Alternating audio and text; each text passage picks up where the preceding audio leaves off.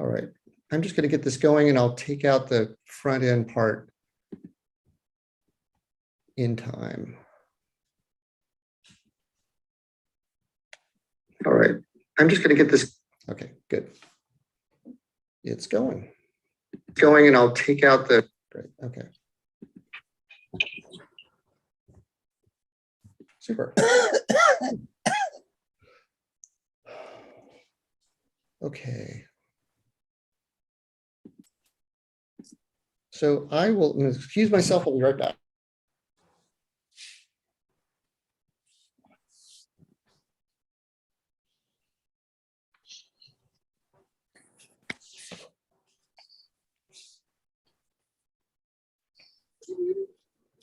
No, I'm not. I can't grab it. I'm sorry. That's the opposite corner.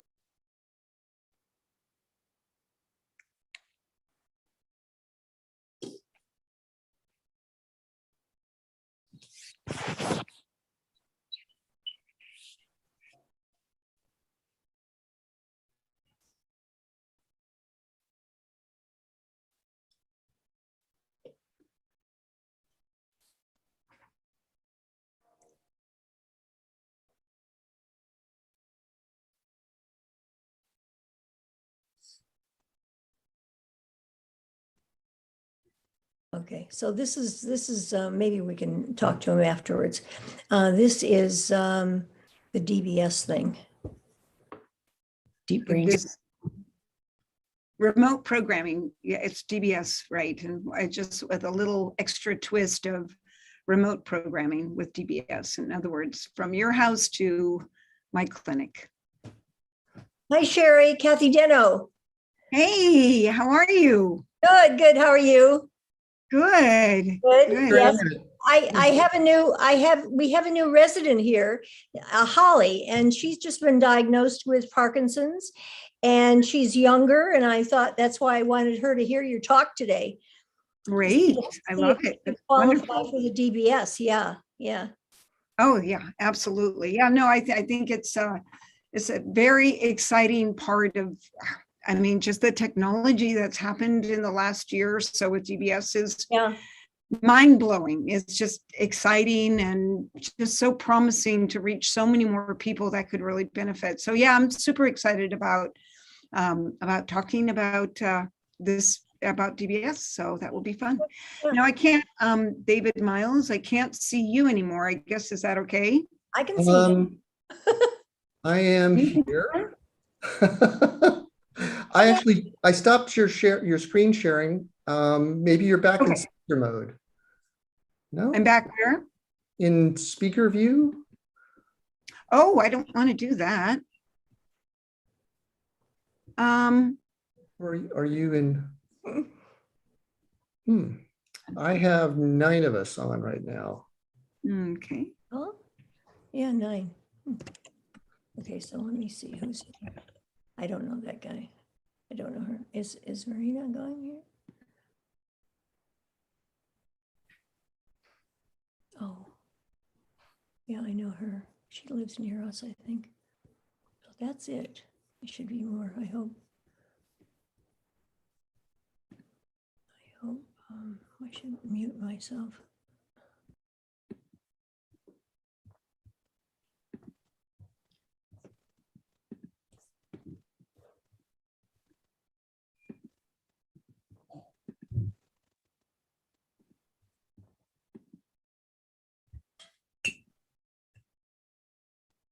How about that? That's better, right? That looks good. Okay. That looks good. Be right back.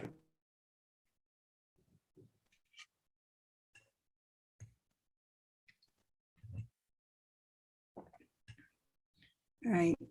Am I, oh, I think you were going to say a couple words, right, David? Yeah, hang on just a second, Sherry.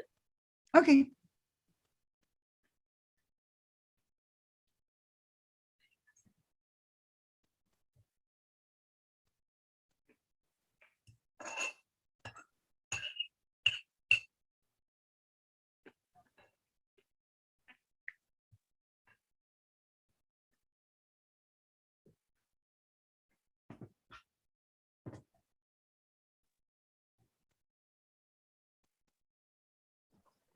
Sherry, we've got, I think about 3 minutes before 3. So I think we'll wait for Okay. the very last.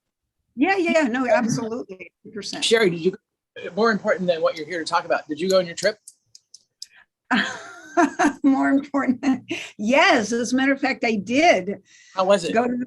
Well, we went to the Dolomites, but not, not with the Parkinson's group because it got postponed. But yeah, because I was talking to you guys about that. We had the last time I saw you, you were about to go. Yeah, no. We went cycling through the Dolomites. It was amazing. I mean, there's just Really? So bicycle friendly. We were rarely on a road. We were on bike paths through forests and vineyards and by castles and rivers. And it was like, wow. What? I mean, is this really life? It was a dream. It was a dream. And then just go to we had this company and they would just like little elves. They would pick up your suitcases at your hotel. They'd say, "Well, put it out by 9." And then you'd wear these little ear pods that would say, "Okay, you're going to go another 7 miles down the river and then cross the 500-year-old bridge at the, wow. And then as you got just like GPS and then guess what? You'd go to your next beautiful hotel and lo and behold, there'd be your stuff waiting for you. It's like, and just all sorts of cool old cities and little cities and bigger cities and, the whole Romeo and Juliet, town. And it was just amazing. I can't recommend it enough for people that like hiking or cycling or it's a cool company and they just make the reservations at the hotels and then you don't see them. You're not with other people, the whole issue going on with COVID. So you just bike your day away in beautiful environment and just like kind of pinch yourself like, am I really here? This is pretty cool. On a scale of 1 to 5, which is how I think a lot of these companies rate the difficulty scale, what would you rate the overall trip on a difficulty scale? Definitely it was like a 2. Because we went instead of like our choice, we really wanted to do right inside the Dolomites, but the only trip that was available was actually from Bolzano to Venice. So we kind of went from high to low to Venice, sea level. Yeah. So it was not, I'm not kidding. It was, the distance was, it was 45 to 55 miles a day. So you had to have the endurance to ride a long time, but it wasn't like climbing mountains and, all day long. So, it was just cruise. And that's what we did all day, right? So we'd stop for coffee, we'd stop for a picnic. Yeah. It was amazing. I can't recommend it enough. It was super fun. Yeah. Glad to hear. And how do you feel about international travel now? Just this has been kind of relevant to everybody. I mean, how are you feeling about it? I think that it's completely wonderful and people should start doing it because, in Europe, they're very, very strict about people need to be vaccinated. You have to show proof of it. People wear their masks. It's a bit more hassle because you have to be at the airport early because things get canceled and they have to triple check your vaccines and everything. But as long as you know that going in and you're not irritated by it and know that you have to do contact tracing, all these forms you fill out, but no big deal. It takes an extra hour and voila, you're in Europe, cycling, hiking, sightseeing, whatever. So yeah, we felt really safe and it was no problem at all. And Sherry, if you don't mind me asking you as the medical expert online, can I ask you a few questions about COVID and what you think about stuff? Do you mind? Sure. For the group. So we're all wrapped up in getting our 3rd shot. A lot of people are. And so my first question for you is, do you recommend people who are eligible for the 3rd shot to get it? Absolutely, 100%. Okay. To get the booster. Yes. And the booster, yes. And do you see there's an advantage in one brand over the other? I can't really speak to that. I think that really I think that Moderna and Pfizer seem to be by far the most effective. And I do know that Pfizer, once you get your booster, your protection is at over 90%. I think it's 92 or 93, and that is pretty good. Okay. And I highly recommend that all of us get our booster, but certainly people with Parkinson's, just because because it's a neurologic disease. And so I think that, the chance of, if you get sick with COVID and it affects your lungs, then of course that can be very problematic for people with Parkinson's, right? Because sometimes intercostal muscles can be affected by Parkinson's. Certainly the coughing, like if you were to get a pneumonia, sometimes these coughing muscles don't work as well. So yeah, I'm all about the vaccine. I think it's a miracle, and Okay. people should. If you'll stick with me for just another minute or two, I have a couple more questions. I'm really asking them for the audience. When will you think it's safe to go back to in-person meetings for support groups? What will you, not when is it, what is the date, but what are the criteria that you will use to decide if that's safe? So the thing is, it's a really personal thing for the support group leaders. I know some of them have truly said, a lot of people are meeting back in person again, but they have to be vaccinated. People attending the meetings need to be vaccinated and show proof of vaccination, and have it, on Zoom as well. So people that, for whatever reason, don't want to get vaccinated or can't, they can still participate, but by far the majority of people are in the live meetings. And I think it's essential. People have to be back together again. I could spend this whole hour talking about a study that was just done by PMD Alliance and Acadia about a level of worsening of motor symptoms, of non-motor symptoms, depression, anxiety, apathy that have increased dramatically in people with Parkinson's since COVID started. And this was a study that was done for like 3,000 participants. It was a large study. So I can't tell you how much I just can't wait for people to get back together, be safe, be vaccinated. We need to get back to life. Yeah, to real life. We need each other. Okay, great. And this is the last question I'll ask for you, Sherry. I didn't even warn you I was going to do this because I didn't think of it in advance. But the last one is the hardest question. We personally know 10, 20 people who were double vaccinated, who came down with COVID anyway. And of course, they got a much, much, much, much milder version of it. But what do you say to people who say, see, it doesn't work? I think you stated it yourself completely, David, and that's that had they not been vaccinated and they got COVID, who knows if they'd be here today.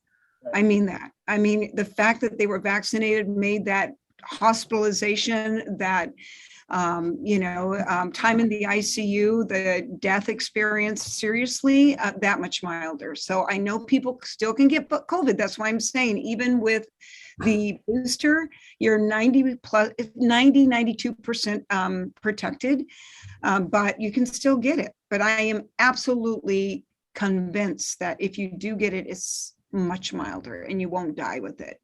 So that is not that is not a good excuse to not protect not only yourself, but other people around you. This is not just about me. This is about the community. And I think it's great kids are getting vaccines now because they're bringing it back to their grandparents. And that's part of the problem. So once kids get vaccinated, I think it's just going to button things up that much quicker. Thank you, Sherry. And let me add one personal note. They're ever changing, but there are criteria for what you have to meet in order to get the third shot. So, for example, when the third shot first came out, you had to be over 65. You had to have some kind of life, some kind of condition that made you more susceptible to dying. And there's a little known third category of, or you have to sort of exist in a place that has a high exposure or a high rate. So like a hospital or a nursing home or something like that. So David and I didn't qualify on any of those accounts, but we wanted to get the booster.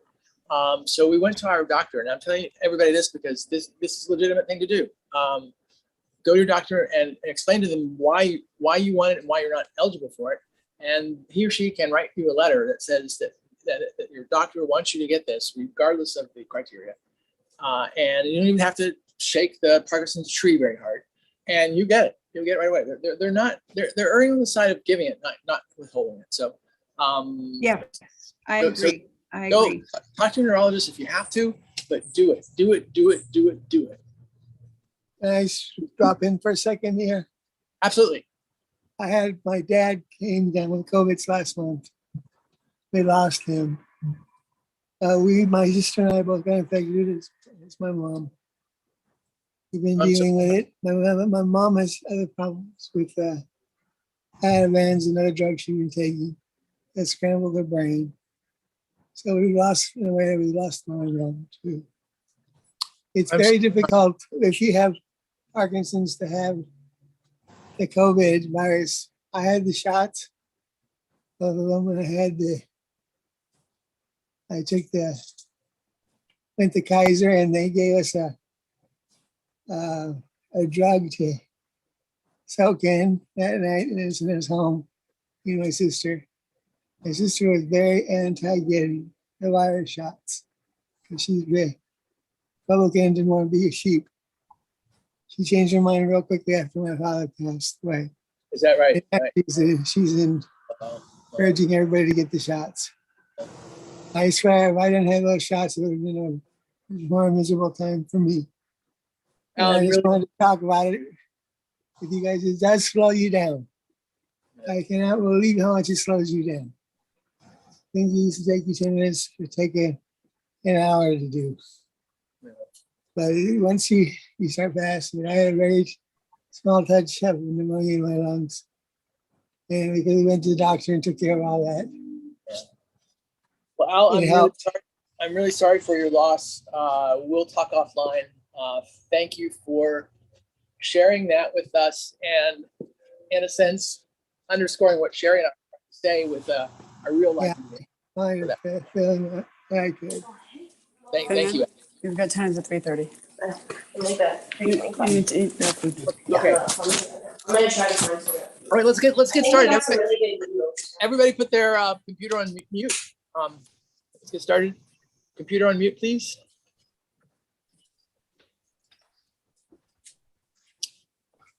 Hello.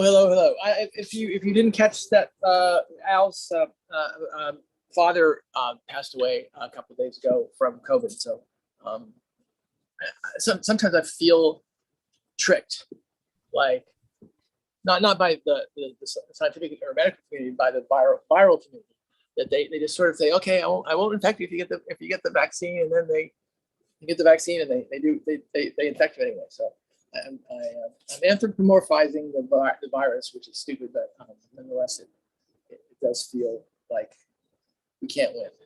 But here we are. So, how's everybody doing? And to answer that question, you will have to take your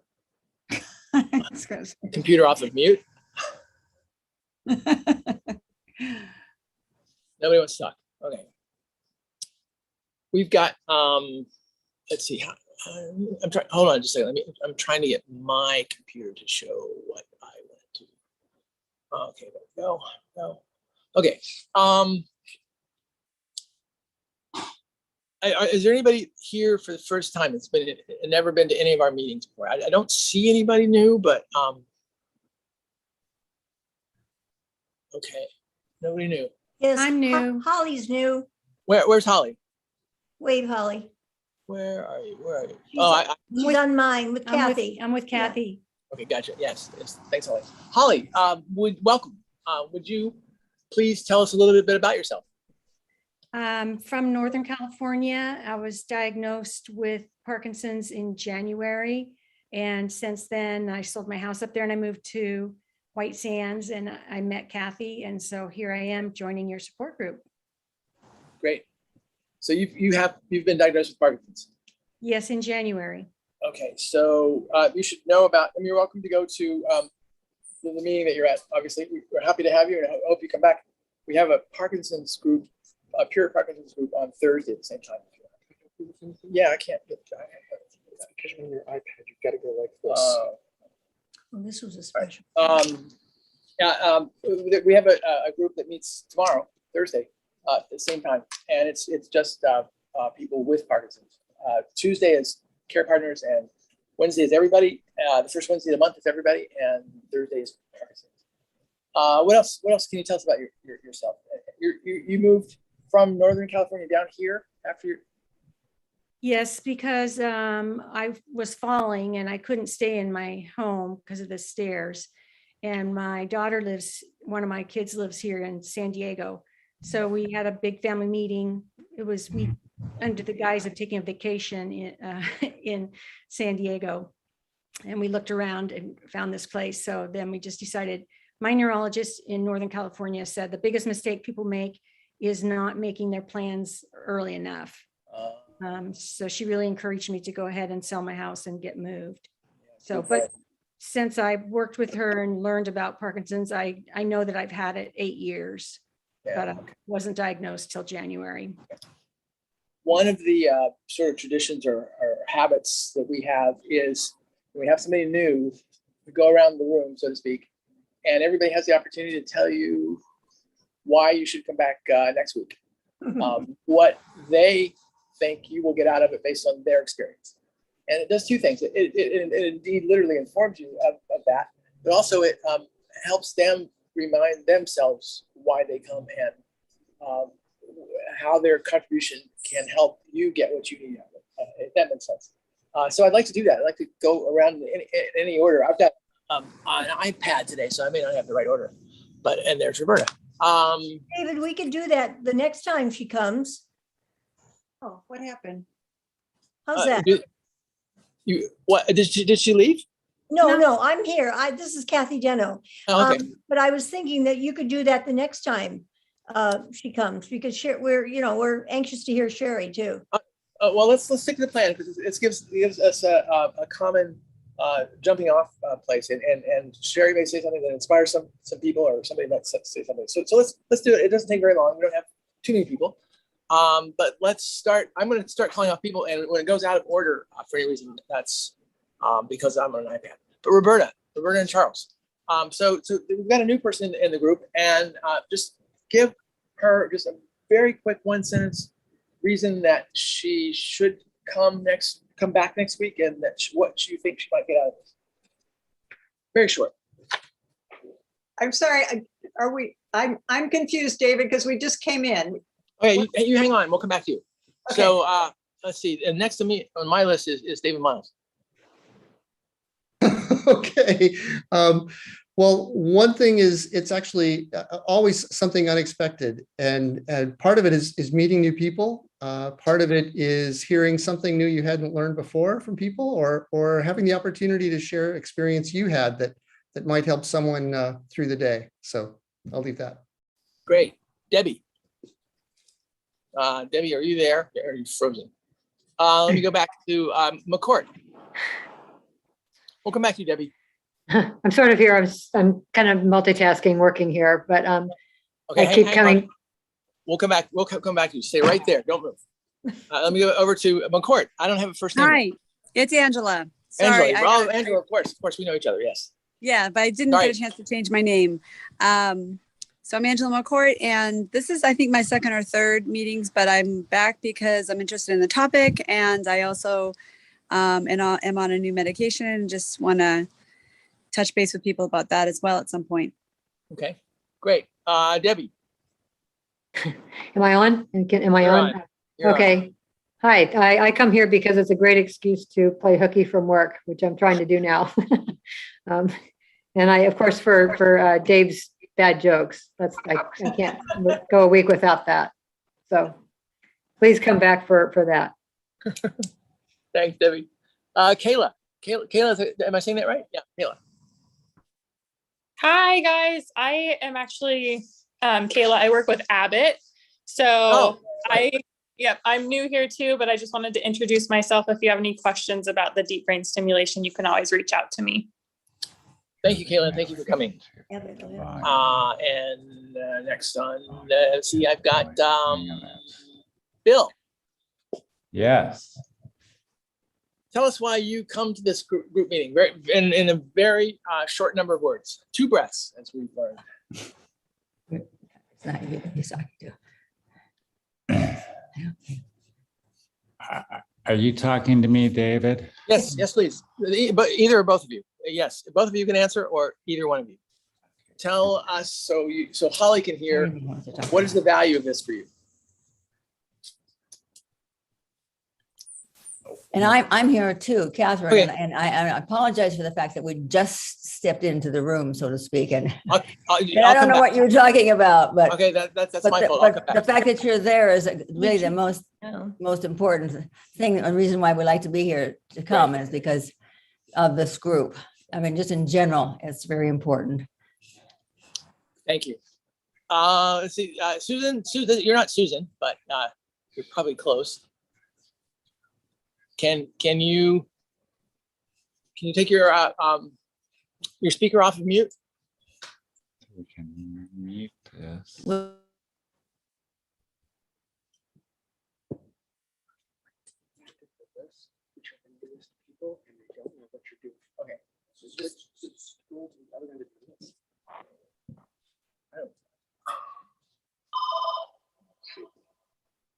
Okay. Okay. So now, okay. Hang on to that. We'll come back to you. Rusty. Oh, I know her. No. You're on mute.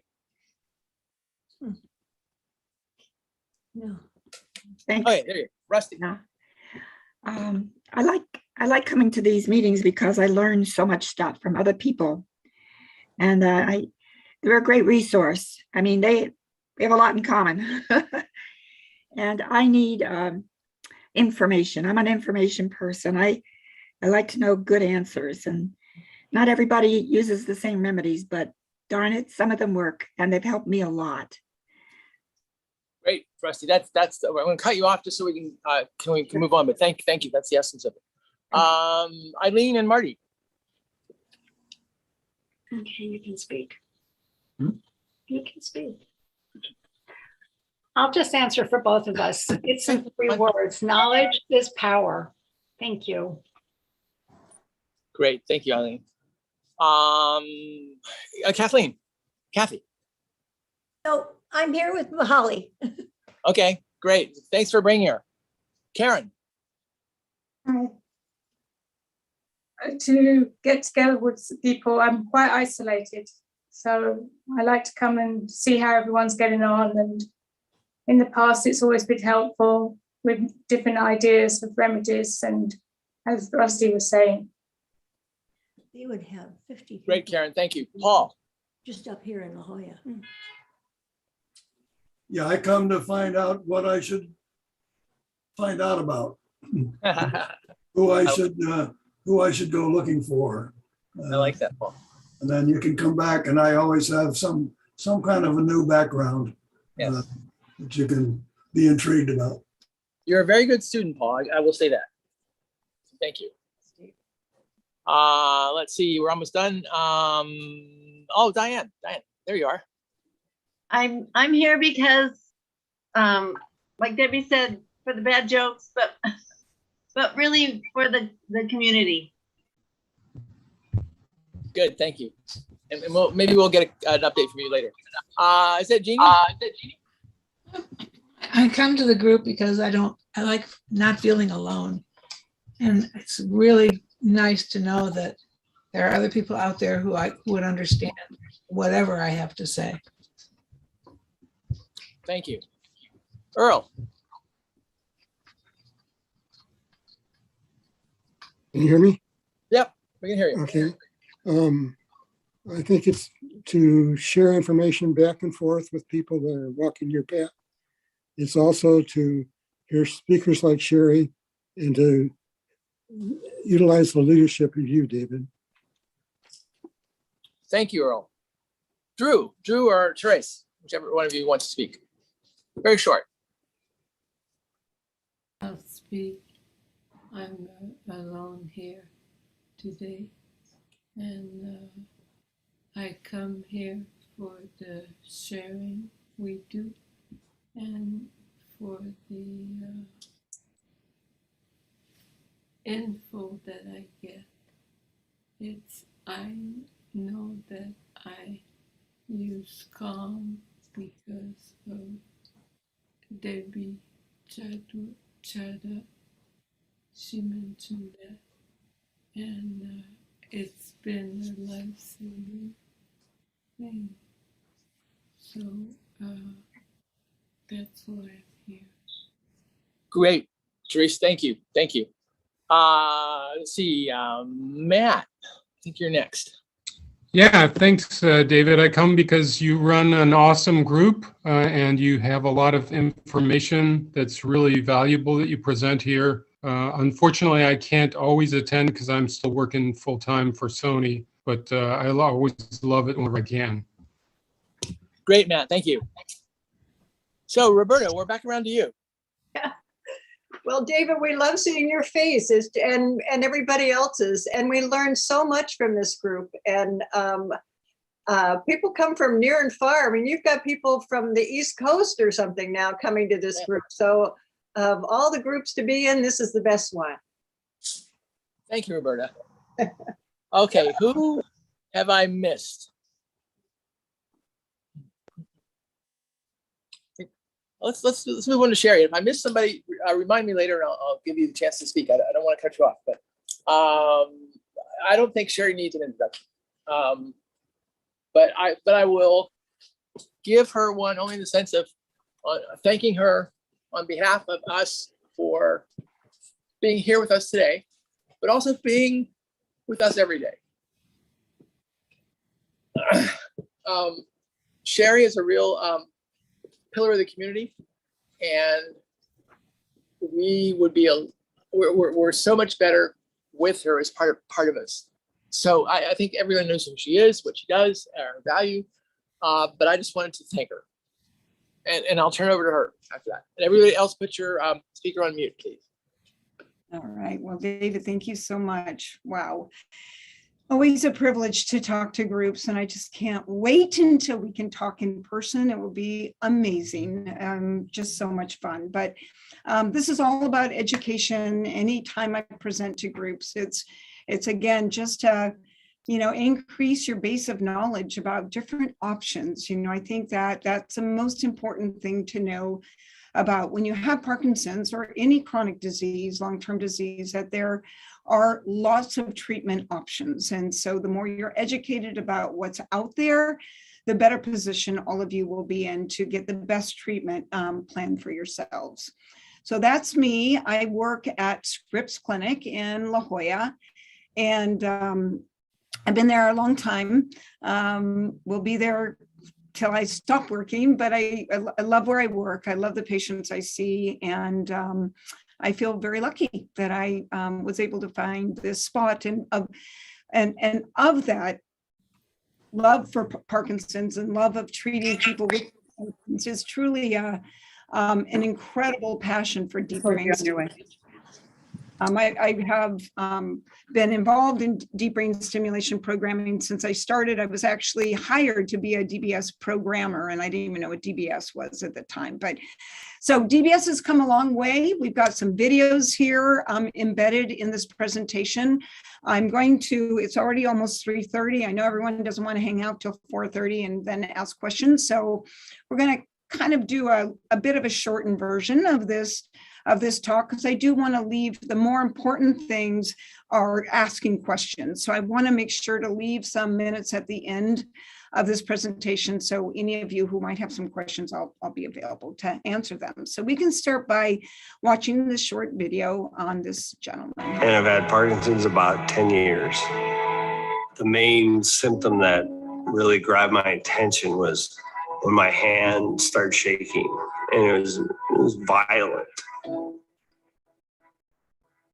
I generated a spreadsheet of 43 different symptoms that I had. Like, I lost my sense of smell. Of course, my balance was terrible. I was unable to sleep at night. Most of the times I'd sleep 2 hours, that'd be it. And so then I went back to doctors time and time again, and it took them 3 years to fully diagnose me. They said, you have Parkinson's and your whole life's gonna change.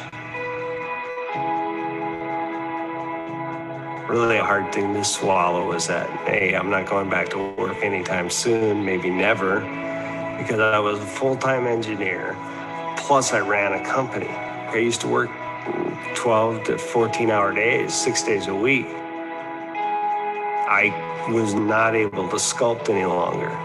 And so that was a real tough thing for me because I'd been sculpting for 15 years to get to that point. Like, wow, I really got it. And then it's gone.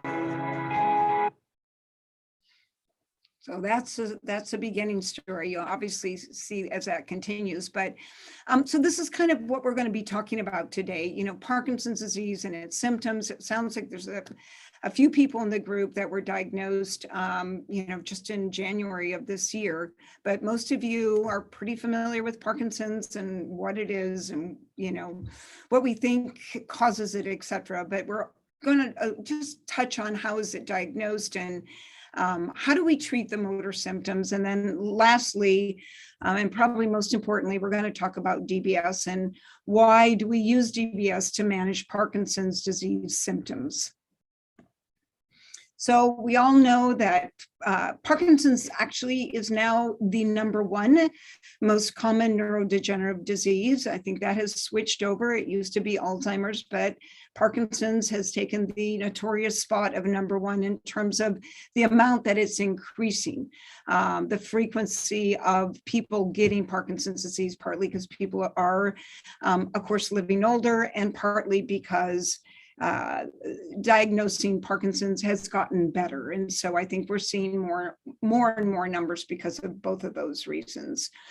And we know that the onset, 50, 65, the average age is more like, you know, 60, and it is different in everybody. You know, that first sign, whether it's tremor or some slowness or clumsiness or whatever the case may be, maybe some loss of balance. But when those symptoms get bad enough, it definitely leads one to go see their doctor, who inevitably will send their patient to see a neurologist or a movement disorder specialist for diagnosis.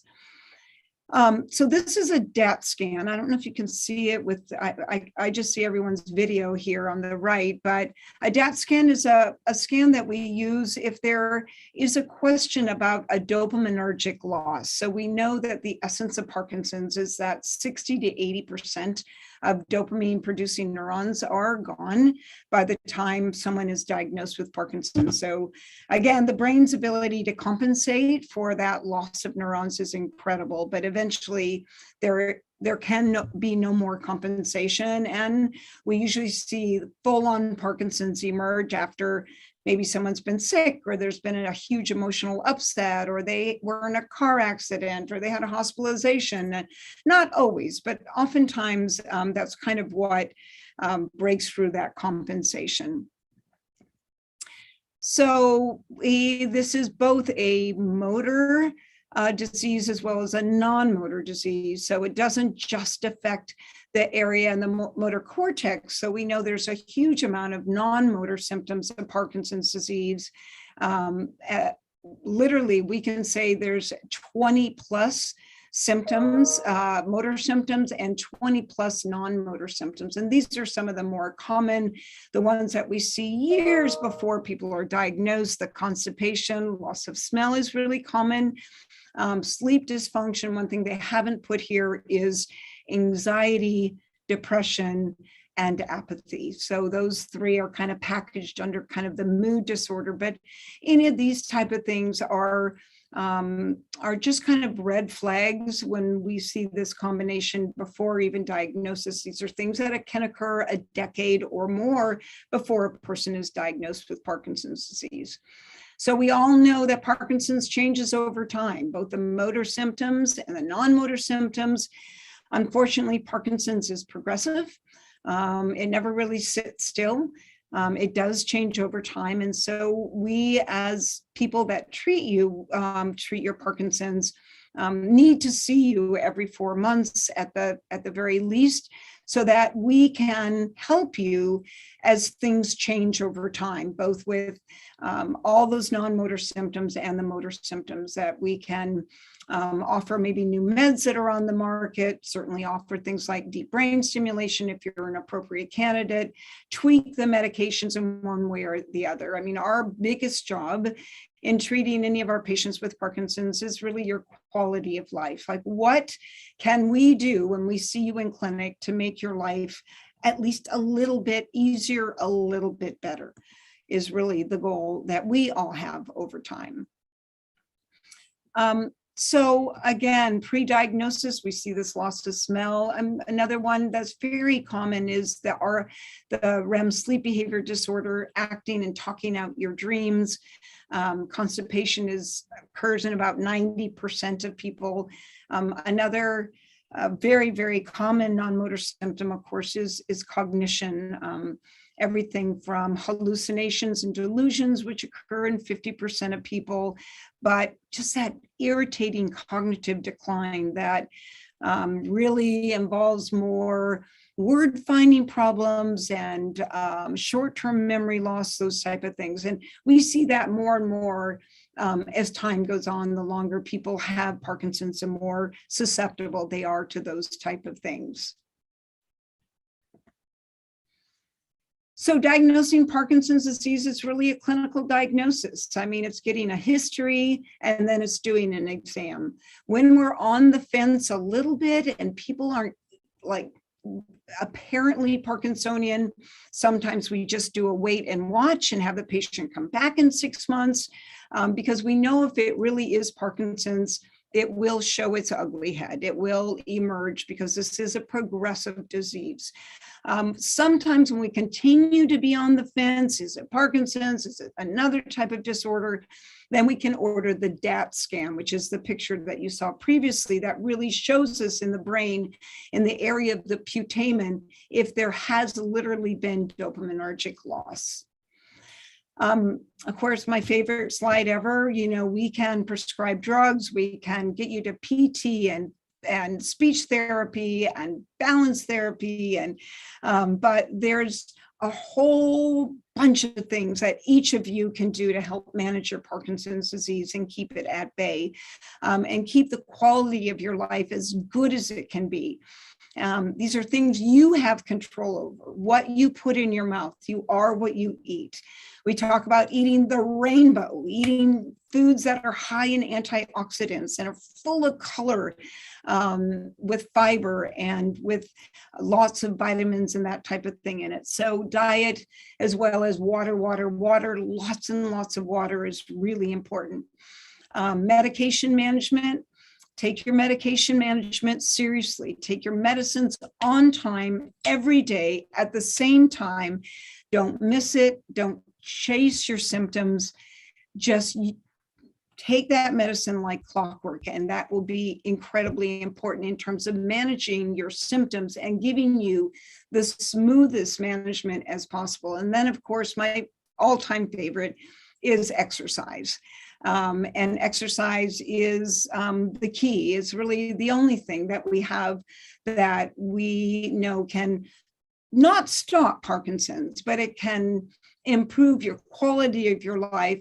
And in some studies, we see that exercise, especially that more intense type of aerobic exercise, really does have that ability to slow down disease progression. Again, not stop it, but improve so many different parts of your Parkinson's disease that you're dealing with. And then there is, of course, with medication management, we look at diet, we look at exercise, and as time progresses, as we need to dose your medication more frequently, use different types of medicine to control symptoms, there gets to be a point, and it's definitely not in stage, late stage Parkinson's, where we really start talking about deep brain stimulation as a incredible technology to help manage your Parkinson's symptoms. And we're obviously going to go into a lot more of that. These are, again, many of you know this, these are the medicines we use. There's 4 main medicines. There's, of course, levodopa that turns into dopamine in your brain. It's metabolized in the dopamine neuron. Levodopa turns into dopamine, and then it's slowly released into this presynaptic space here. And at the beginning, levodopa lasts a long time. It's awesome. People are in a honeymoon period. They very easily can just take one tablet 3 times a day, don't feel any off. Sometimes they're like, I'm not even sure the medicine's working because I don't even know what off is. But over time, that ability to kind of store the dopamine decreases and decreases. And then we look at adding other medications that also help boost up the stimulation of the dopaminergic neurons in the brain, or boost up the amount of actual dopamine that the brain has exposure to. And one of the ways we do that is by using a dopamine agonist, and that's something like Requip, Mirapex, or the Nupro patch. All of those stimulate the dopaminergic neurons, and they kind of fake the brain into believing it's dopamine when it's not dopamine. We have COMT inhibitors like Stalevo. There's a new one out called Ongentys. You just take it once a day. That also helps boost up the amount of dopamine in your brain, which is kind of what we're trying to do as you lose more of those dopamine neurons. Then there are MAO-B inhibitors like rasagiline and selegiline, and the newer generation is called Xadago. And that actually limits the breakdown of dopamine in your brain so that more dopamine is available for your brain to use. So you can just take a quick look at this. It's just the whole point of this slide is that if you have to have Parkinson's, thank goodness you didn't have it in 1910, 1960, or even 1970, because our options were really limited.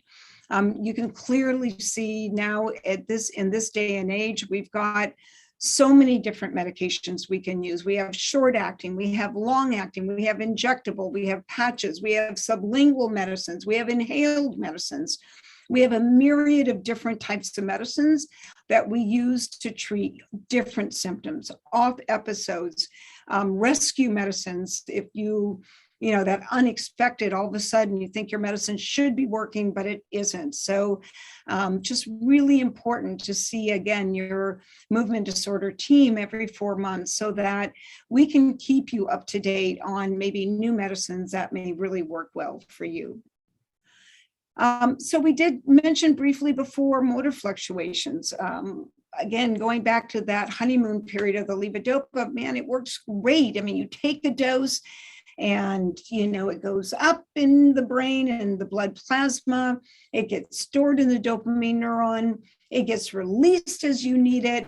And people feel good. They take a dose 3 times a day. They don't really feel any off episodes. Life is good. They have less bradykinesia or slowness. They have less stiffness. And 50% of the cases, they have less tremor, not always. But then as time goes on, as you can see here, those dopamine neurons has less and less ability to store that dopamine in the neurons. And so sometimes it opens up that garage door and it lets out too much dopamine, in which case people get dyskinetic or wiggly. And sometimes it doesn't open it at all. Sometimes the medicine gets stuck in your stomach because you're just not digesting the way you did before. The gut slows down as Parkinson's progresses. And many times a pill of dopamine can just literally sit in your stomach and not get to the small intestine where it needs to get absorbed and then be taken to the brain, where it then, of course, is used. Now, most of you know what on and off is, but some don't. And so these are some actually really good videos on the same gentleman who clearly shows what it is for him to be on. The medicine's working. Obviously, he takes a little jog. He's happy. He's got a nice big smile on his face. And this is compared to the same gentleman when he's off. He can still move, but you can see he's got a little bit of dystonic movement of his right arm behind his back. His steps are smaller. They're definitely more shuffled. And then this is the same gentleman when he gets dyskinetic from his medication. So we know the reason people get dyskinetic from in Parkinson's disease is because of the levodopa. And that usually happens over time, does not happen to everybody, but this is yet another complication of Parkinson's disease. Sherry, do you want us to interrupt you with questions? Yeah. On the on-off hyperdyskinetic symptom, whatever you want to call it, is the only way we can address that by tightening up the dose and schedule, or are there other tricks that you can play? Drug tricks. Oh, there's so many ways to dress off. I mean, there's medicines now in the market that are just indicated for off time. So, if they're unpredictable offs, we have those rescue medications like Inbrija, which is an inhaled levodopa. We have Kenobi, which is like a sublingual film that you put under your tongue, and that works really fast. So that can address off time. We even have a drug we use for dyskinesia called Gocovri, which has been indicated now for and approved by the FDA this year for treatment of off time. And also we talk about off time, and we really think about deep brain stimulation, because we know that even in the studies, as compared to best medication management, people in the studies get 4 to 5 more good hours of on time with DBS than with ideal medication management only. We also think about long acting forms of levodopa instead of the little yellow pill Cinemet that we know has like a 90-minute half-life. So it goes into the brain like a rush and it goes out of the brain, especially as time goes on. Rytary is a nice, 3 to 4 hour period of time that it's more of a slow release instead of kind of bombarding the neurons all at one time with levodopa. So there's so many different tricks that we use to address off time. And again, literally, and I know you guys hear this over and over again, but it's just true. You are all so different. There is no algorithm. Try this first, then go to that. It is completely based on the interaction that I have with each patient that I see, what their needs are, what their off time is, what their lifestyle is. If they're exercising, are they working? Are they still raising kids? What are they doing? And what do we need to manage in terms of medication management and other recommendations, again, to improve their on time and the quality of their life? Okay, and another related question.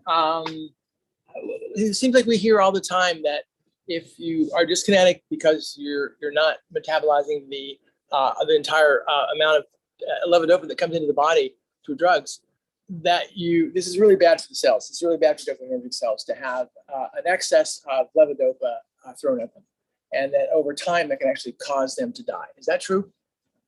That is not true. I've never heard that, David. Okay, good. I'm glad to hear you say that. Okay, good. Nope, never heard that one. Nope. Really, dyskinesia is because the neurons, after years of kind of being, thank God we have levodopa. Let me just say that in the same breath, because if we didn't, we wouldn't even have the support group, and none of this would happen. And many of you would not even be able to survive without levodopa. But levodopa, over time, with the pulsatile way that levodopa is, exposed to the neurons are not used to being factories and converting a synthetic levodopa to dopamine, right? So it's kind of thank God we have it, but it's a relatively unnatural way for these brain cells to function. And so over time, in some people, those brain cells, they get tired and they just lose their ability to regulate the amount of dopamine coming out of that cell. Like I said, it either opens the doors and people get dyskinetic, or it doesn't at all. And so that's why we really start thinking about how can we smooth out exposure to levodopa with our patients that are dyskinetic. Or again, DBS is one of the best ways that we deal with dyskinesia, because when we do DBS, we're able to lower medication by 30 to 50%. And if we go back to dyskinesia is due to medication, and especially carbidopa-levodopa. Just the fact that we can lower medications by 30 to 50%, right there, it tells you that we really can address dyskinesia very well with deep brain stimulation. Does that answer your question, David? Yes, it does. And the key to the answer you gave us is that it's very complex. I mean, you gave a very simple, straightforward answer, and it itself is complex. So just think of yourself as a nurse. Yeah. Yeah. Thank you, Jerry.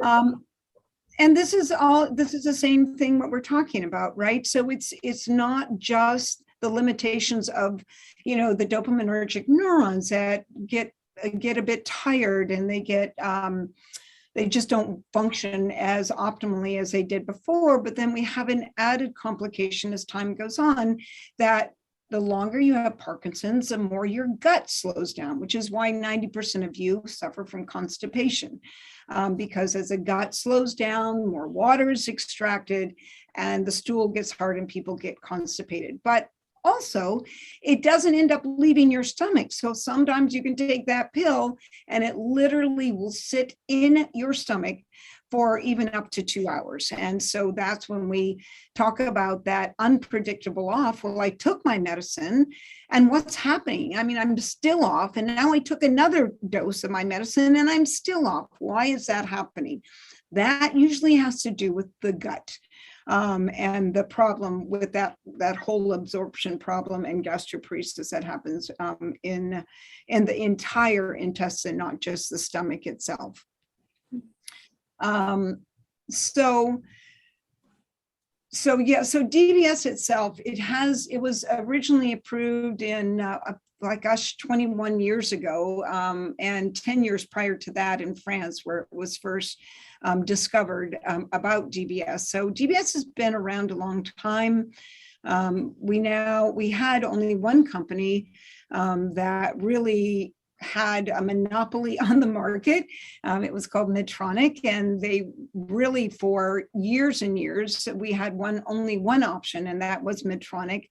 And now in the last couple of years, we've had two more companies that have come on the market. One is Abbott, who I'm speaking on behalf of today, and the other one is called Boston Scientific. But like everything, right, competition brings technology and change. And so it's been really awesome on the part of a person that programs a lot and is passionate about DBS to see these changes and to see how DBS has been optimized over the last couple of years. So DBS for Parkinson's disease, again, I mean, we're talking 1930s was the initial discovery, just that you could actually lesion a part of the brain and it would stop tremor. And then, it took a long time to really be able to do the clinical trials in human beings and get to the point where we're at now, where DBS is really standard of care. And there is, again, competition in the area of DBS. And as a consequence, a lot of new technology that has occurred. So the impact of DBS, we're going to see a couple more cool little videos here. It just makes me appreciate it all. So obviously you can see she has DBS and her stimulation is off. I'm sure a lot of you guys have seen these type of videos. They're very impressive, to say the least. Oh my God. I can't believe this. I'm gonna put them okay, back please on. Put them back on. Oh my God. Okay, so we're gonna start with the left body first. Turn that one on.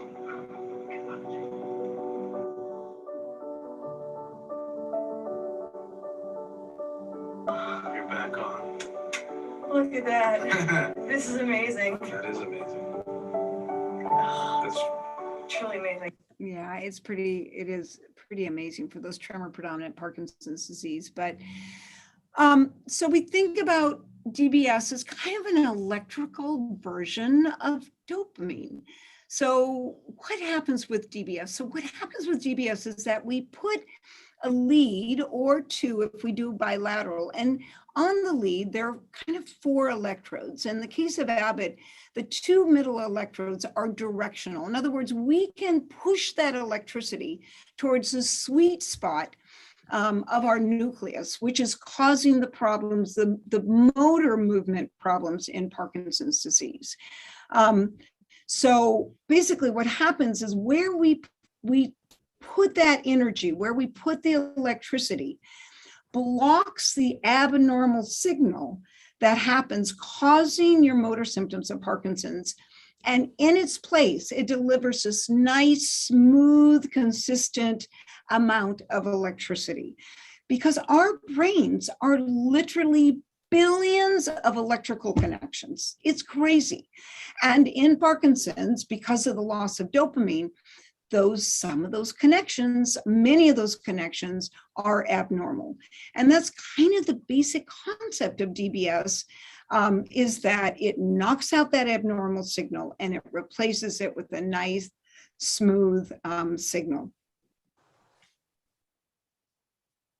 So what do we talk, DBS, what does it treat and what does it not treat? So again, we talk about DBS and we're thinking about the motor symptoms of Parkinson's. So tremor, we can almost completely eliminate tremor with DBS. We can seriously improve rigidity and bradykinesia or slowness.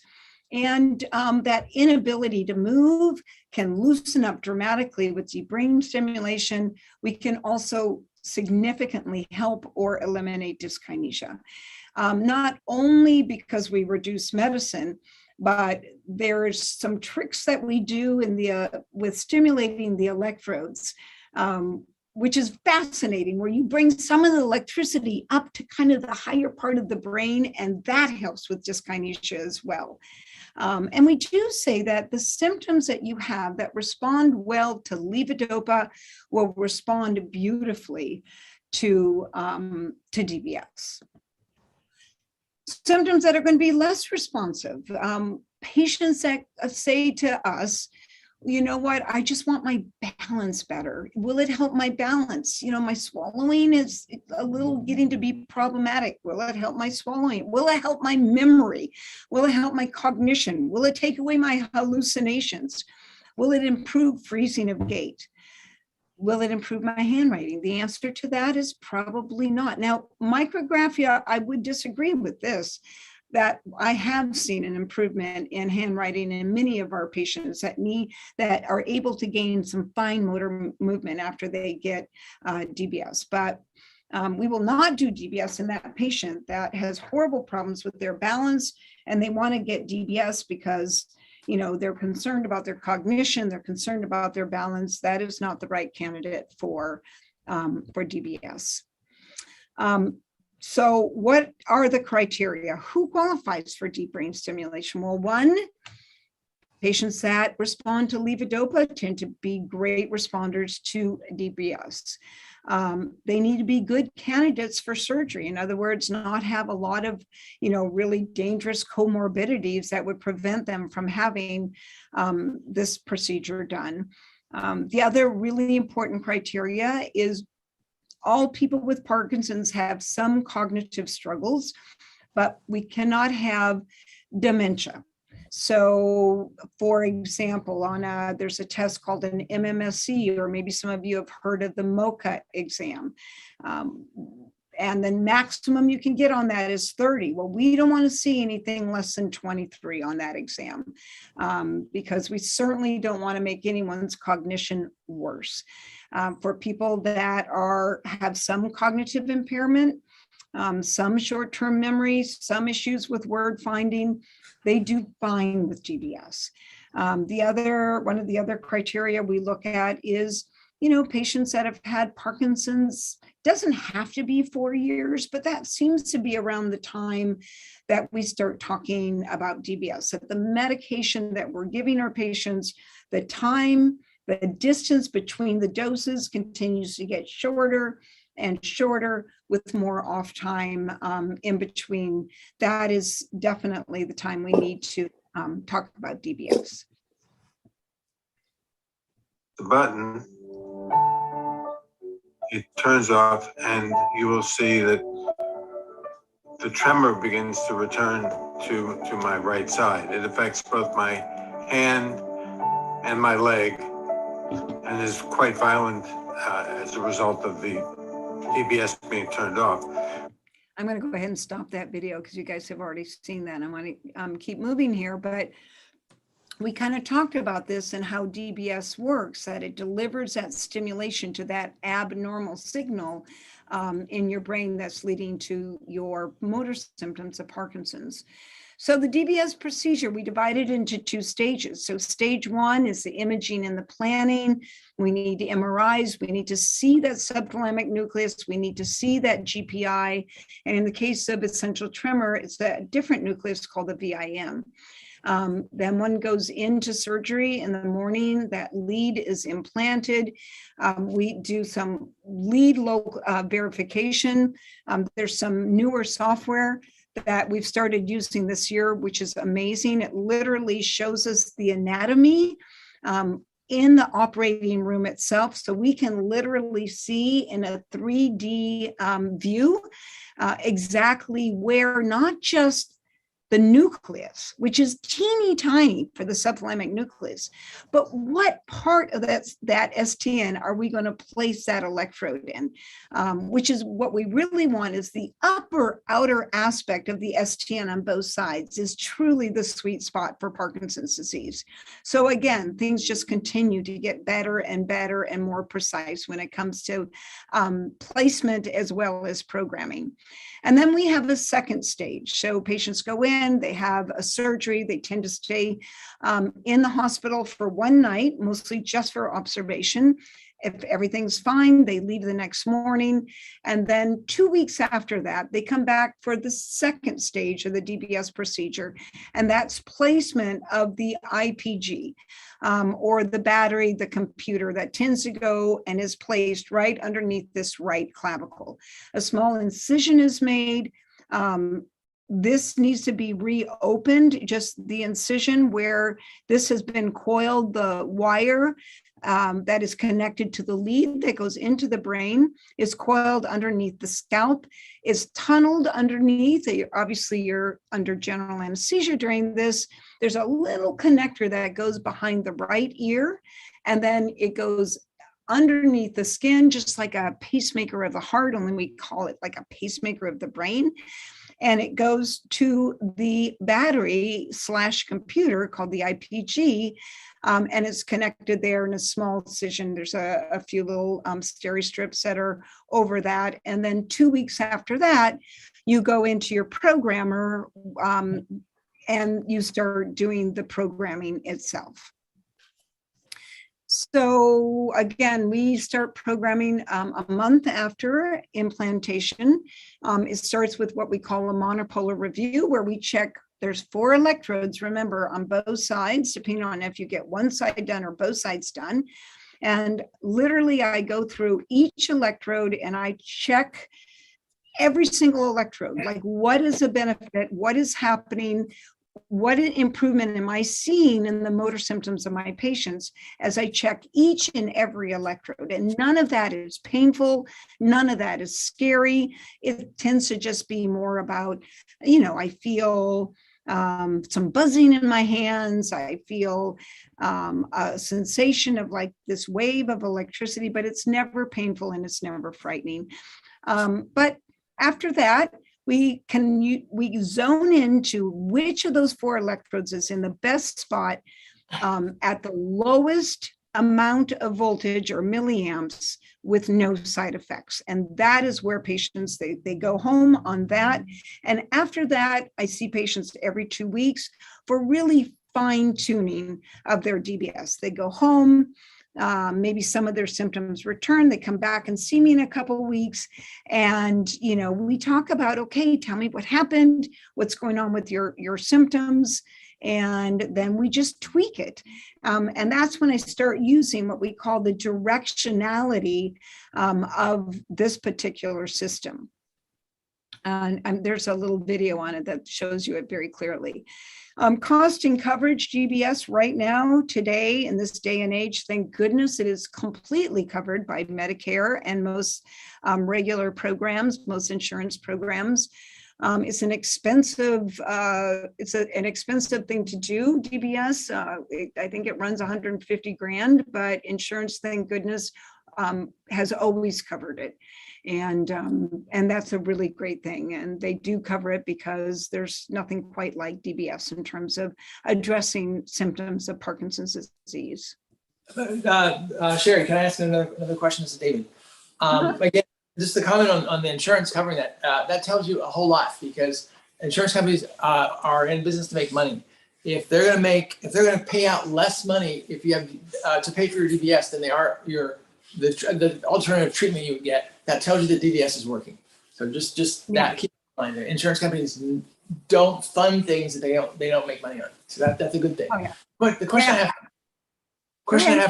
the question I have for you is, when I talk to people who are considering DBS, they remind me of people who are buying a computer. Talk to anybody who's buying a computer and they say, well, I'm not going to buy it right away because there's going to be a new operation system and I need to wait for that. And it's not going to be out for 6 months. 6 months later, they find out, oh, there's going to be a new operating system out in 6 months. So I got to wait because I want the best of the best. How do you know when to stop and pull the trigger? I would have to say, and I really say this personally, I say it professionally, I don't think there's any better time than right now to get DBS, because the technology has gone out the roof. It has in terms of placement, it has in terms of programming, it has in terms of remote programming. I mean, I can't tell you how excited I am about DBS, because I really believe that so many more patients that could benefit dramatically from this therapy will be able to get it. All those thousands of people with Parkinson's, essential tremor, dystonia, that don't have access to movement disorder centers across the United States can literally come to a DBS center. I'll see them once for programming. They go back to their regular neurologist. We're not going to take them. That's one of the big problems. Doctors don't like to lose their patients. And we can promise the doctors, we're not going to take your patient. They're going to go back to you. I'm going to remote program them from my telemedicine study at home, at my home, to their study or their living room, and I can completely program their DBS remotely, which is just amazing. Again, the software that we're using now in the OR to again improve placement, we're doing things like detecting beta waves that are elevated at causing more Parkinson's symptoms, and that's even making placement, it's that much better. So I think that, technology is technology, you're right. And things will continue to get better. If you want to wait long enough, pretty soon, I think that there'll be, instead of having this battery that goes underneath your clavicle, there's going to be just a little tiny round implant in your skull, like literally no wires. And it's going to be implanted in your skull, and it's probably going to give it feedback on, this is where the beta activity is happening. So now we're turning on DBS. It's kind of going to be automated down the road. There won't be a need for a programmer, I don't think, but who knows how long that's going to be. And I would hate to see people hold off on getting this therapy because they want to wait 5 more years of Parkinson's. And there is a place where when patients are too advanced, and this is very important, that we're no longer going to do DBS. You're no longer a candidate. So we don't look at DBS as being in stage, and I want to emphasize that over and over. DBS needs to be done right smack in the middle. We don't want to do it too early because your medicine is perfect. We don't want to do it late because there's too many issues that happen with cognition, hallucinations, balance. The beautiful time to do it is smack when you're mid-stage Parkinson's, and that tends to be around 4 to 6 years. So side effects, so we know there's no cure for Parkinson's and essential tremor. Anyway, of course, we always use medicine before we go to surgery. And with DBS surgery, like any surgery, there can be complications. Mary, this any, is Al. pardon me? Can we upgrade our units too? If Yes, we had people- DBS surgery, can You we can- get a Yes, I have had a couple patients actually they had Medtronic and they have Medtronic leads, but when they go back and they get their new battery, they either get Abbott or they get Boston, because they provide other things. You can't change the leads. You want to have another brain surgery, but there are some qualities that can improve. Now, the one drawback about that is because it's a mixed system, you can never have an MRI of any part of your body. So, that's a big to do, right? So at least until these companies figure out it is safe there, but right now you cannot have an MRI of either your head or your body. But yes, their mixed systems are being done. Thank you for the news. So there can be new onset or worsening of depression. Of course, I need to always talk about this, suicide attempts. A possibility. It is even with some of the meds that we use for Parkinson's. And sometimes there can be, we talked about complications. So we talked about anytime you open the skin, you open your body to infection, right? No matter what you do, even if you fall on the sidewalk and you scrape your knee, we're opening our bodies to the possibility of bacteria and infections. Certainly the same can happen. One of the most important things I always tell patients to ask their neurosurgeon are questions that if they're considering DBS is, how many DBS surgeries have you performed? Number two, what is the percentage of complications you've had? How many of your patients have had infections? How many of your patients, what percentage of your patients have had maybe a bleed when they put in the lead? It tends to be very low. I will tell everybody that right now. We're talking 2 to 3% in most DBS centers where they do a lot of DBS. I will tell you right now, I never would recommend DBS surgery in a center where they're doing one DBS surgery a couple times a year. That is not who you want to see. I assure you that. You want to go just like anything, right? For all of us, we're good at things that we do over and over and over again. And it's no different with a neurosurgeon. The neurosurgeons that are best are the ones that do a lot of DBS. So, so this is another, this is, I just going to show you real quick this one, because this isn't about tremor. This kind of shows the rigidity and bradykinesia improvement in someone with DBS. I mean, he's obviously off his DBS, no tremor, but certainly shuffled gait, no arm swing.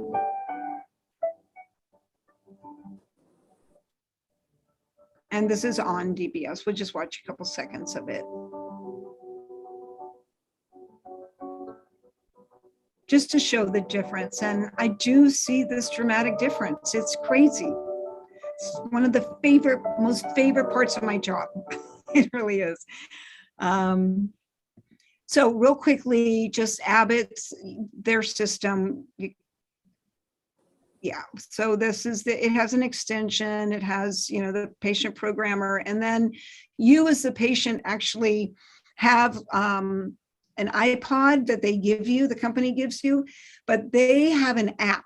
So we can download the Abbott app on your regular smartphone, as long as it's the smartphone, because it's a bigger screen, and you can completely do your DBS programming and change your own DBS in terms of increasing or decreasing your voltage, or even changing between groups on your own personal cell phone. So again, technology is pretty amazing.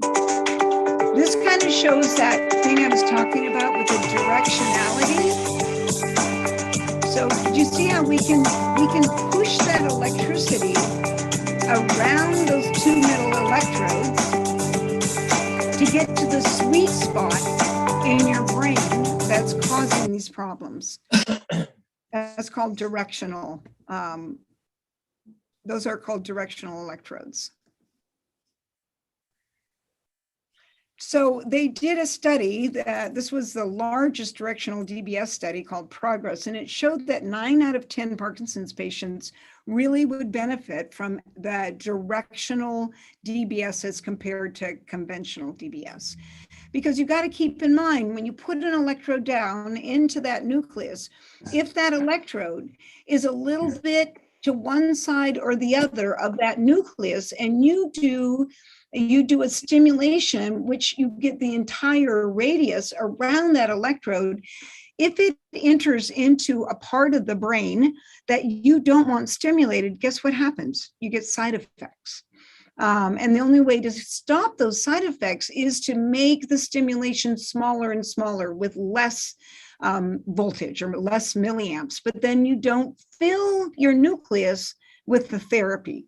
So when we have these directional electrodes, it's beautiful, because if I have a side effect, boom, I just push that electricity away from where the side effect is occurring and into the sweet spot of the nucleus where we're stimulating.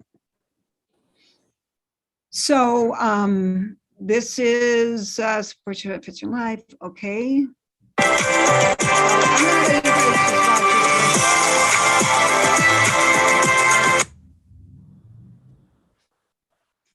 What?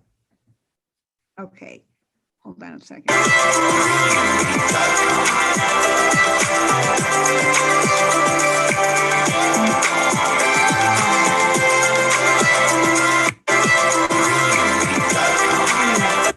You know, it just shows basically what that our pictures are kind of covering it up. But basically what it shows is how I'm sitting here with my iPad in my beautiful telemedicine study at home.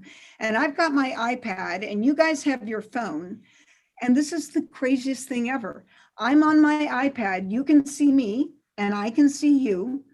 And I can actually, on my iPad, I can actually press something so I can see you big, and I can see your tremor, and I can ask you to go walk the room. And then I can minimize you. And all I see on my screen, on my iPad, not my phone, is the program itself. And I can change electrodes. I can do directionality. I can give you more control over your own DBS. It's pretty cool.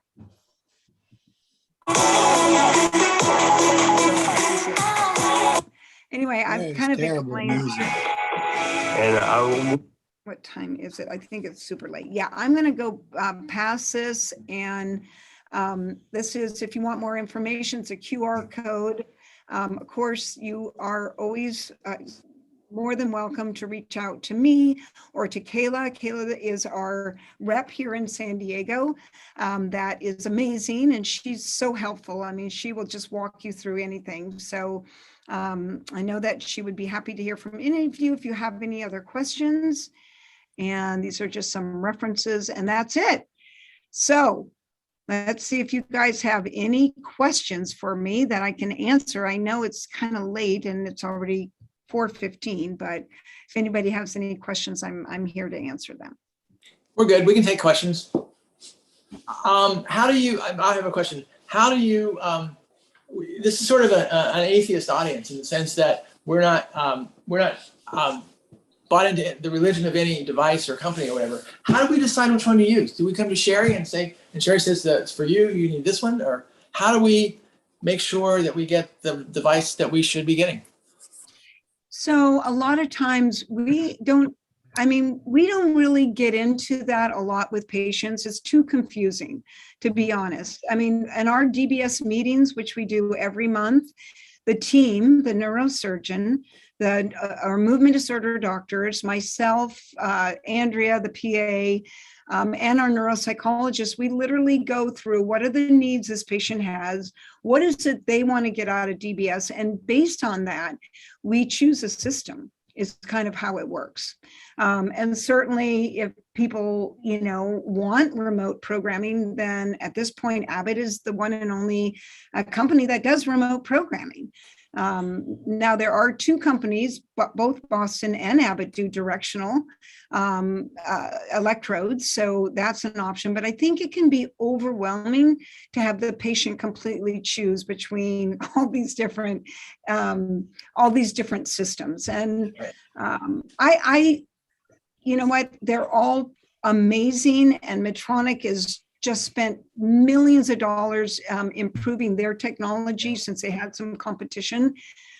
So I guess the best answer to your question is, but at our center, the team really decides. Sharon, can you describe that process, the team you're referring to, just a little bit more? That's, I think, really helpful for people to understand. Sure. So one of the things, when a patient is interested in deep brain stimulation and they want to move forward, and we give them the green light, they start the protocol. And the protocol includes 4 things. 1, they of course see the movement disorder doctor. 2, they see the neurosurgeon. They talk about the pros and the cons, the possibility of what can go wrong, what can go right. They see the neuropsychologist for 4 hours of neuropsychological testing to make sure that cognitively we're not seeing dementia. And then they come see me, where I'm testing them off their medicine and doing a UPDRS motor score and videotaping, and then having them take their medicine, and then again doing a UPDRS motor score as well as videotaping. Then once we have all of those things, those 4 subspecialties, then they get on our DBS monthly list once they've completed the protocol. So every 3rd Tuesday of every month, the team gets together, and literally we talk about every patient. We talk about, I usually present the patient. I present what the patient wants to get out of DBS. Joanne Hamilton, Dr. Hamilton really talks about the cognitive aspect. At the end of the day, at the end of talking about that patient, of course, I put up on, right now we're doing Zoom, and I show people, this is the patient, off medicine, on medicine. And then based on that is how we talk about it. We talk about, do we want to do one side? Do we want to do both sides? What does the patient want? That's really important. And then what should we use? And then we make a decision, and then usually the neurologist who is treating that patient calls the patient to let them know about that they've been approved for DBS. And not everyone gets approved for DBS. Not everyone qualifies. Before I open this to more questions, if there's anybody in the audience, there's no pressure here, and I'm not going to out anybody, but if there's anybody in the audience who has had DBS and wants to talk about it, or is contemplating it and wants to talk about it, please feel free to do so, although not required to do so, and remind everyone else who might listen that what goes on in this group stays in this group, and it's the confidentiality, and so if somebody wants to talk, give them the assurance that that's the case. So I don't know if there's anybody in here that even falls in that category, but if there is, feel free to talk or to share your story with us. You may be helping somebody else. And having said that, are there any other questions from anybody in the audience about anything related to either Sherry Gould's vacation or DBS? I have a question. Yeah, let's talk about that. I have a question. I'm wondering, Yes. how many people in the United States do you think have had this procedure? I think over 100,000 in the world have had it. Yeah, we've done hundreds at our center alone. We probably do 4 to 6 DBS surgeries a month. So yeah, it's there definitely. It's been around for a long time. It's standard of care now. This is not novel, experimental at all. This is a proven therapy. There've been, again, many studies that have been done as compared to what does DBS give patients with Parkinson's as compared to best medical therapy. When we can optimize the best we can people's medicines, and they study that group of people as compared to people that got DBS. The people that have DBS just report improved quality of life. Again, 4 to 5 more good hours of on time. So there's kind of a dramatic difference between the two. Sherry, if you're not with Scripps, can you come to Scripps to have this done? If you're, of course you can, as long as your insurance will pay for Scripps. I mean, the one problem, sometimes people have a type of insurance they can only go to UCSD, but UCSD has a great DBS program. I think Sharp, I think they just recently got a DBS surgeon. And I'm talking in the last few months, maybe last summer, they got a DBS surgeon. It's a relatively new program at Kaiser. If you want DBS, you need to go up to Los Angeles. They don't do DBS in San Diego. What about the VA? The VA sends everything to UCSD, I'm pretty sure. Yeah, that's right. Right? Yeah, the VA That's sends correct. all their patients. That's correct. I have a So, question. I have a question. So this sounds really great and you presented it really well. But we had also been recently heard about an ultrasound technology where, they go in and then when they find what maybe you called the sweet spot, they would, I guess, I don't know what term, but ablate or burn and sort of, so to make that area not work, I guess. Now, if one were to do that and it didn't work, then could you do DBS or is that a problem? No, you cannot. So it is lesioning. So what it is called HIFU, high intensity focused ultrasound. And you go into a HIFU machine where they direct 1,200 beams of ultrasound light towards the one little area. Exactly where we put DBS and those electrodes is what they zoom in on. And it ablates or it burns that little tiny area. And so it's kind of what Michael J. Fox had many years ago before, DBS was really around. He literally had an ablation. He had that area basically ablated, burned, sounds a little archaic. So you can't have DBS there because the tissue is gone. And the other thing about HIFU is that you can only do one side. So it was originally approved just for essential tremor. And now it is approved for unilateral tremor predominant Parkinson's disease. They are doing that at UCLA, Stanford, and more recently, it's a Memorial Hospital in Orange County. Yeah, and so with your technology, do you grow out of DBS? Would it not eventually work, or does it continue to, for the rest of your life, be something you can use? Yeah, so I have so many great stories about this. So we actually have a patient who is the first person in entire, not just US, not just California, not US, in the continent, North American continent, who got DBS that many years ago, right? 21 years ago. He still has his DBS. And when that thing is starting to get low in terms of the battery, man, he is on the phone calling Dr. Burdick in a second. I mean, when patients, when their DBS, like their battery runs out, the dramatic change of how they are without DBS as compared to with DBS. They did a big study at the VA. It's been a number of years ago now, but they wanted to answer that exact question. So what they did was they look at a huge number of patients that had gotten DBS 10 years after they got DBS, 10 years. And they tested them on DBS and of course off DBS. And what they found 10 years after DBS implantation was those patients still showed a 30% improvement in their motor symptoms when their DBS was on. So DBS really never stops working. It's just that Parkinson's progresses, right? So it doesn't stop Parkinson's, it doesn't reverse it, it doesn't stop it, but it does help control the motor symptoms. Okay, thank you. Gary? Yeah. May I add one more thing to the focused ultrasound? I'm in line for DBS soon with Sharp. They're waiting for new equipment to be installed in San Diego. And in my wanderings and setting of all of this, I was told by my neurosurgeon that the another downside of focused ultrasound is that the brain tends to want to heal itself after 4 or 5 years. And so oftentimes you have to have it redone, where with DBS, that's not the case. Oh, that's very interesting. I had not heard that. Thanks for sharing that, Diane. That's very interesting. Huh, okay, well, it makes sense.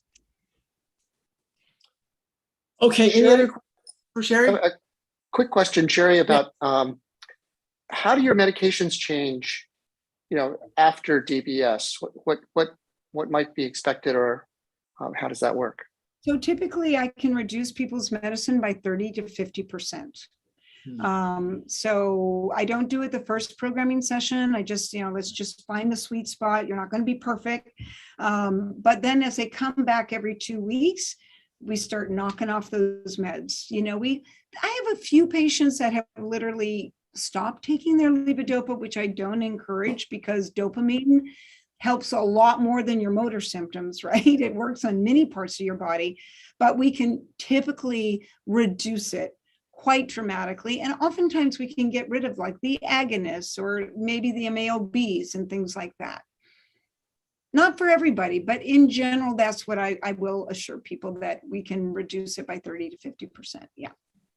Is that actually having a benefit for folks who may have dyskinesias from the level of medication they're taking? Yep, absolutely. 100%. Yep, absolutely. Yeah, because remember, dyskinesia is caused by the levodopa. That's the only thing that makes, if no one ever took levodopa, you would never see a patient with dyskinesia.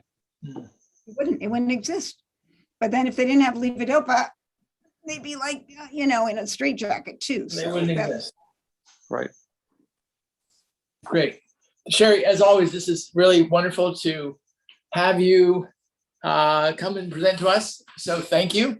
And any last questions for Sherry? And this is your chance. I mean, we don't have normal easy access to these people. These are busy people. So some of the most knowledgeable people in the world, and they're here and they're willing to answer questions. So if you have any, I think the Abbott rep is here as well. Any questions? Now's your chance. Sherry, this is Matt Ronning. Just a quick question. Do you see any positive impact on constipation? Does DBS help that? No, it won't help that. Doesn't touch it. The only way it might make a difference, is that when people get DBS, they can usually move better. They are freer to exercise more. And when you exercise more, when you move, your gut moves. And so when people can be more aerobic and be moving and walking like fast with a lot of energy and moving like their core, that can help with constipation. But it's kind of like more of a secondary, just from improved movement of voluntary, not involuntary, but voluntary movement of the body. But no, I would not ever get DBS for that, for constipation. Okay, thank you. I do want to just do a quick plug for our empowerment conference that's coming up on December 1st. Good. So full day, 9 to 3 in person. Don't tell it. Yeah, you have to be vaccinated. You have to have proof of vaccine, but you can go on the Parkinson's Association website, and I think it's going to be really cool. I'm going to talk about exercise as always, but I'm also going to talk about pesticides and some, type of exposure that we have in our everyday lives that we need to kind of think about. There's a great book called Ending Parkinson's Disease. I highly recommend that you guys pick up a copy. It's excellent. It's written by Dr. Oken from University of Florida. There's 4 authors. One of the guys is from the Parkinson's Foundation, the Michael J. Fox Foundation. But it's a really interesting book. And it really made me, when I read it, I was like, I didn't know this. And I think it's my obligation as a person who treats people with Parkinson's to let people know about that part too. Again, I'm all about what can you do about your Parkinson's to help you, to make you, what's in your court? I know it's in my court, but what's in your court as a person with Parkinson's? So I am going to give a talk on pesticides and insecticides, things in our environment that we need to be aware of. So that's a plug for that. The author again, the author? It's a whole bunch of people. Oakland, Ray Dorsey. Yeah, Dorsey, exactly. Ray Dorsey, Mike Oken, Ending Parkinson's. I got it on Amazon. Yeah. It's a fascinating book. Wow, it's really good. What was the date of the December meeting? It's December 1st. It's a Wednesday. It's kind of a weird day. Yeah. Sherry, can we put your presentation up on our website? It's up to, Kayla, is that okay? Because I'm totally fine with it. Is Kayla there? Kayla? Oh, maybe she's not. Sorry, I'm here. We can, they told me to be careful posting it. You're okay to record it. I would just be careful where you do post it publicly. Okay. What is be careful. What does that mean? Well, can I just, we won't put it in it. We won't be advertising it on YouTube, for instance, for the world to see, but we could put it on our website. We'll limit it to our website so that you know where it's coming from. Okay, that's fine. I'll let you know if anything changes. Thank you. Let me know for sure. Okay, thank you. All right, you guys, great. Well, good. Well, come to the conference. I think that you're going to learn lots. It's always a great place to find out about new programs in San Diego and so many different support, not just support groups, but mentor groups and exercise groups. And anyway, I encourage everybody on the Zoom call to show up. It'd be fun to just be with other people as long as you're vaccinated. So How do we register for the conference? I actually put the link in the chat. If you look at the chat, or go to parkinsonsassociation.org and it's on their homepage. Okay, great. There'll be a talk there about DBS as well. And David Barba from UCSD will give that presentation. There's also a link actually in our reminder emails at the very bottom. Okay. Perfect.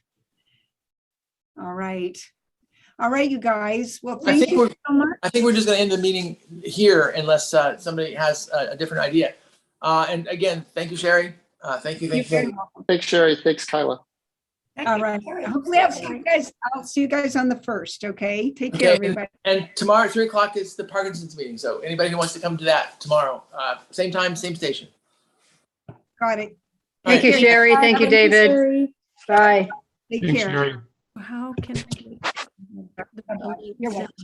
I'm gonna call him right now. Get you on, or I can, let's see here. Oop, leave. Yeah, Diana, I was just saying you could hang on if you want.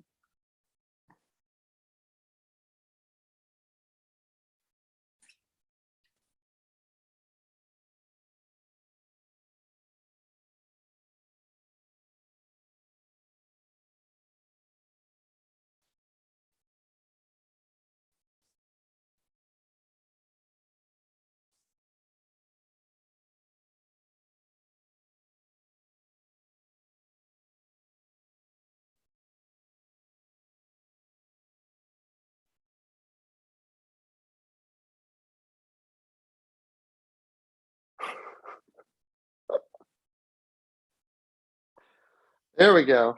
How are you doing? Oops, let's see, you're muted.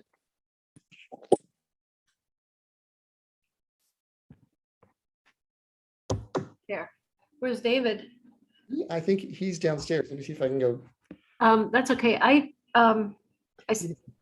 was replying to your chat, but and I wrote it out. I went to push it, and your name changed to somebody else's name. So I didn't send it because I just didn't want to fool with it anymore. I was missing, the presentation, and then no problem. I was late. Sorry. Oh no, it's fine. People can come when Our they can. tile guy is here, and I was trying to get dinner ready before he did the tile, and it was 3:30. I thought, oh no. No worries, no worries. No. And I didn't even comb my hair, so. Well, you're definitely Zoom appropriate. I was wondering, I was gonna ask her, but it just was so far off DBS that I didn't want to change the what we were talking about. When she said that the pills end up in your stomach sometime and they don't go through, do they have liquid medications? So would that help? So that's a great question. There are some, actually, just parenthetically, there are some photographs taken endoscopically where you can see the pills stuck in the stomach.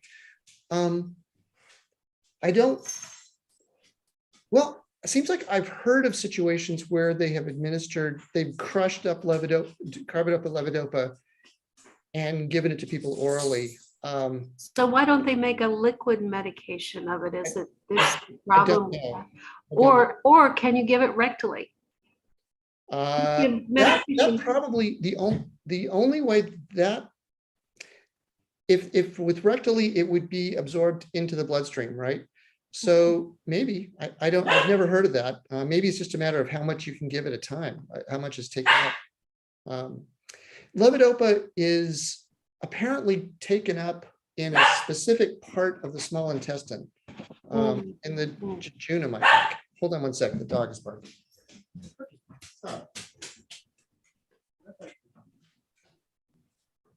Sorry, it's actually Tommy. You ultimately want it to be in the bloodstream, right? Yes. So however you can do it, and there is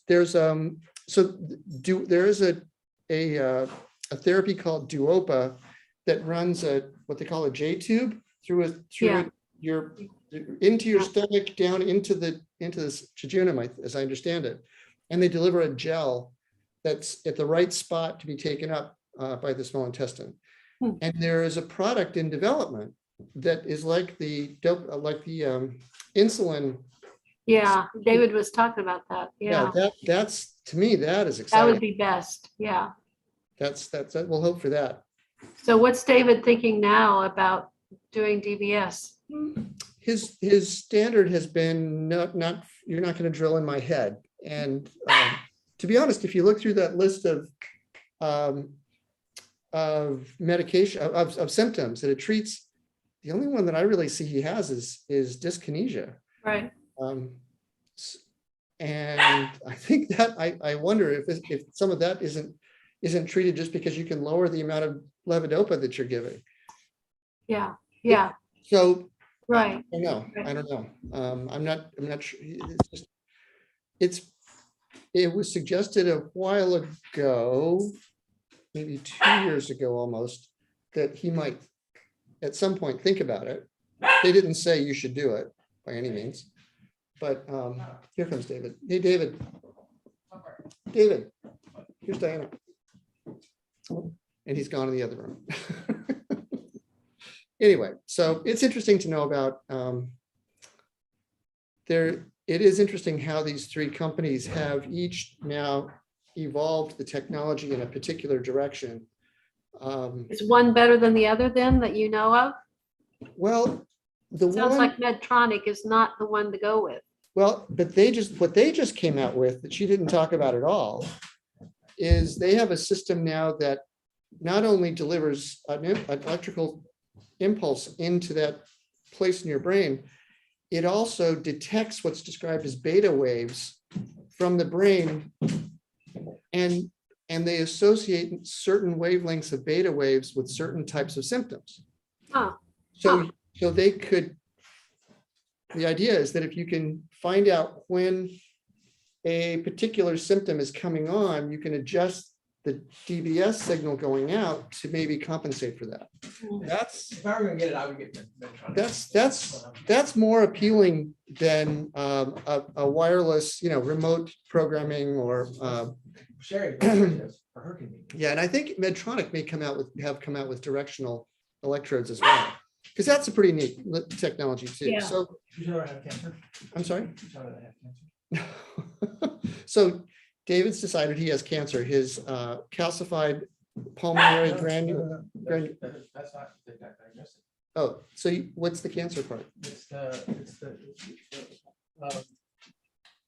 is the cancer. It is the lung. They think he has some, so it's in your, was it in your, you didn't share this with me. Is it in your, my chart? So what does it say? Pulmonary, unknown pulmonary nodule. There's an unknown pulmonary nodule. And maybe And that's. I thought they thought it was the calcified, you know, that was what it was, but they're not. Is it just because, well, he needs a CAT scan, right? Yeah, that's what we need to do before we make any decision about what it is. Yeah, that's what he's working on, is getting to, he has to get to a primary physician who then will order the CAT scan. For his shoulder pain and pinched nerve, presumably, he has a sports medicine appointment set up, but it's not for a couple weeks out. It's. And he's still in pain? It seems to cycle from, but it's generally not comfortable, never comfortable. So. Does putting ice or warmth on it help at all? Ice or? He occasionally does warmth and he's using these lidocaine patches, the big. Yeah. So that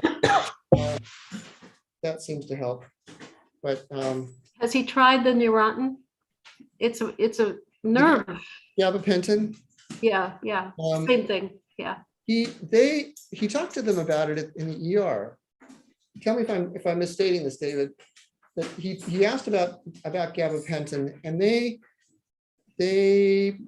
said you should talk with someone before you do it. He has a ton. He has taken gabapentin before, and he has a bunch of it here. But I think until someone actually gives him some guidance on it, I don't know if he would try it. His thought is that because gabapentin is generally used for peripheral pain, nerve pain, that it might not be effective. So is that almost peripheral? Yeah. So that's where we are today. Excuse me. What's a pulmonary nodule? What's a pulmonary nodule? So a nodule in your lung. In your pulmonary. The thing that ER doctor, the woman, the second one. I think that's just what's he saying? I can't hear him. Hold on. Let me bring you over here. What bothers me is that the woman doctor in the ER, she seemed very competent with it. She was very kind and very seemed very knowledgeable. I mean, I don't know how to judge her, but she was a full MD. She wasn't a baby doctor. She said, you put it in your chart or whatever to make sure to follow up with a CAT scan. She said, make sure you get that done as soon as you can. You want to get that done in the next 2 weeks. And there's some urgency on her part, but well, I think she maybe don't go into that too far as saying, you know, it's serious, terribly serious. But she wanted to tell you so you wouldn't just brush it off and someday I'll get a CAT scan, because a lot of people will do that. Yeah. And you know, well, I'm feeling fine, I don't need a CAT scan, I've had enough tests. So I think she was emphasizing that she really wanted you to get a CAT scan, and I think you will and see the importance of it. But I don't think that necessarily indicated something was seriously wrong. I just thought there was such a veil of secrecy and silence over it. Well, the whole experience was veiled. I think. I don't want to know if I'll just die. What's going on there? What? Oh, sorry. What's going on there? I think Axel's here doing the tile, finishing up on tile, I think. I was fixing dinner. I told David I was fixing dinner so that in case I couldn't use the counter, I was fixing it ahead of time, and I was finished and I thought, well, now what do I do? It was 3:30 and oh no, I didn't know. So I came on late. I wasn't even paying much attention. But we just did the regular Michaels today, and we're doing a really neat class. It's by a lawyer, a retired lawyer, and he's always has good classes. It's what if, What if we hadn't dropped the bomb on Japan? What if another one was what if the Chinese had come over and settled the West Coast when the Europeans were settling the East Coast? And it just I was late for it because I'm doing an exercise program on Zoom, and I was half an hour late for it, so I missed part of it. But it was just stuff like that, and these people know so much about history and so much about politics, and they share it, and it's very interesting. I guess there's a book or some books out about what ifs, and he read one and thought it would be good for a discussion group. And it was. The next week it's what if Hillary Clinton had won. I often wonder about what if Al Gore had won in 2000. Yeah, that's another one. So people are still giving recommendations or ideas for it. But and another guy came up with some things we should do. What if, not a historical thing, but a what if now things would happen now? What if would happen? So great. It's kind of like time travel, except you can make up what happens. I mean, just totally your imagination is not. Right. Well, it's not just that people are they're sharing things that are deeply I didn't know about, that I just can't I can't remember right off my head. And the other one was what if Russia hadn't become communist? Gosh, yeah. That was pretty interesting. And they go back into history, their knowledge of history, and share it, and it's really fascinating. And we had a birding class yesterday afternoon, and we're going to do a birding all together. You have to be vaccinated. You can share rides or go by yourself, but we're going to go and look for these. Great. This what is it? The Aleutian snow goose. This area is one of the only ones in the United States that it comes to. Aleutian is in Alaska? Yeah, and it comes straight from the Aleutian Islands Doesn't to land. here without stopping. There's something in Modesto you don't know about. And back again. Can you imagine how long of a trip that is? And for some reason they choose here, and they were almost they were endangered. So they went up to the Aleutian Islands to see what was going on.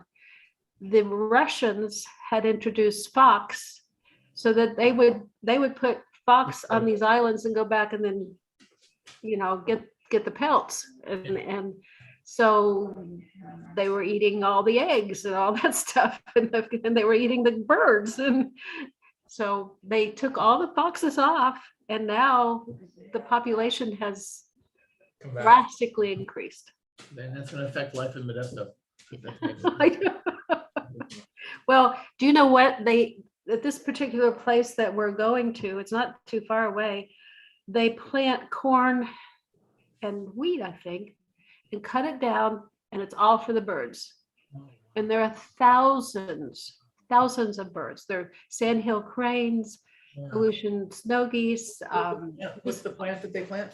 What is the plant that they plant? Corn. And I think wheat or some other staple. Wow. But they don't they just cut it down and let the birds eat it. And there's some water areas that they really like too. So it's Wow. amazing. That is amazing. Yeah. So a quick medical question. Actually, I'm glad you're on. Heat, cold. 3 questions. Heat, cold. That's one question. 2 is naproxen, ibuprofen, aspirin, Tylenol. choose one. And the third question is TENS stimulation, the stimulation, yes or no? So those are the I don't two. know about the TENS. I don't know enough about what you have that I could say. It only works on soft tissue, that's all I know. It doesn't do anything And the cold reduces do cold. swelling. No, I'm just saying cold reduces swelling. That's why we put it on at first. And then heat increases circulation to increase healing. So it really boils down to what makes you feel better Okay. between those two. I don't know about the TENS. I wouldn't recommend it unless a doctor, He said said it- to, because I don't. He said, I asked him the same question. He said, yeah, whatever you feel like. And as far as medication, I understand I'm not that interesting to them, but that's I wanna be. as far as medication, you can, like they said, you can alternate. I don't like Tylenol. Tylenol, I know you wouldn't take too much of it, but you can really do your liver in. And people use it for suicide in Europe. It's pretty common. What? It's a common way to commit suicide in Europe. It's the number one mechanism of suicide in the UK. Wow. Take a bottle. And that's got to be What's bad a about it is terrible way to go. it's a horrible way to die. And the other thing is, at some point, you can't reverse it. Right. You're not dead. Absolutely. You're not dead yet. Absolutely. But People don't realize that there's acetaminophen is Tylenol, and they don't realize that it's in all the cold medications. You pick up anything that's got Tylenol in it, acetaminophen, and then they take Tylenol by itself.